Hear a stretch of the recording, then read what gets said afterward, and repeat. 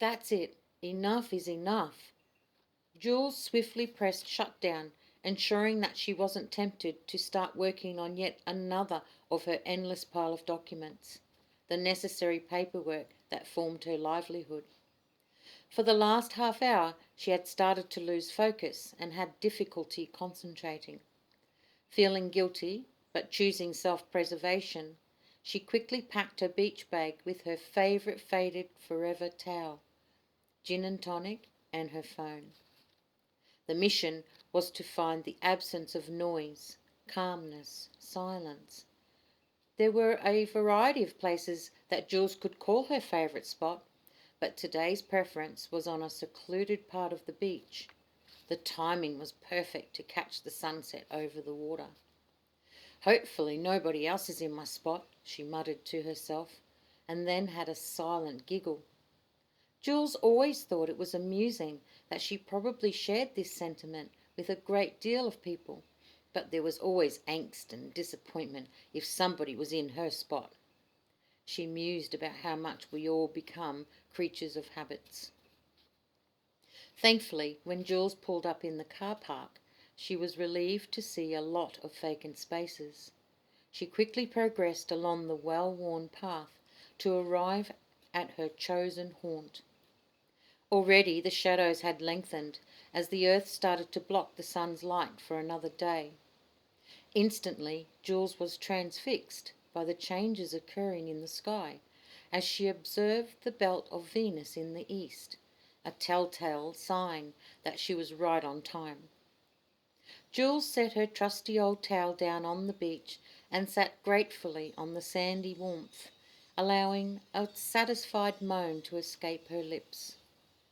Pouring her self-prescribed sedative of pink gin and tonic, Jules allowed herself to relax, free from distraction or the constant mental stress of problem-solving and decision-making.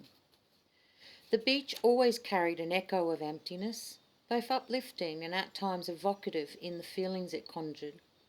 In this place, thoughts could resonate back and forth in a peaceful vacuum, producing images and memories in a timeless cacophony of musings and sentiments.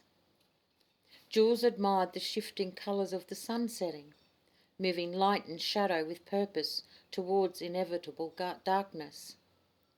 The colours epitomised the flowing nature of change and illusion in life, always being displaced like the sun's point on the horizon. Vermilion sparked memories of passion and the love Jules had shared in her life that made her heart push burgundy-heated blood at full speed through her veins, creating a whooshing sound in her ears. The same life force that supplied oxygen and nutrients to her babies.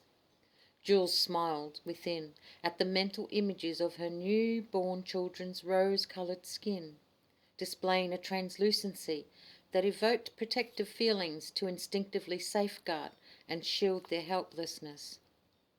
The purple reflected in the clouds threw Jules' thoughts to her hard-won independence and the heartache it entailed.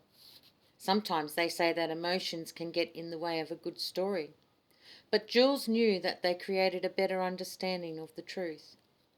People sometimes didn't wish to share their emotions, choosing to stay cautious and awkward about the shadowed times in their lives, unwittingly giving power to the source of that darkness.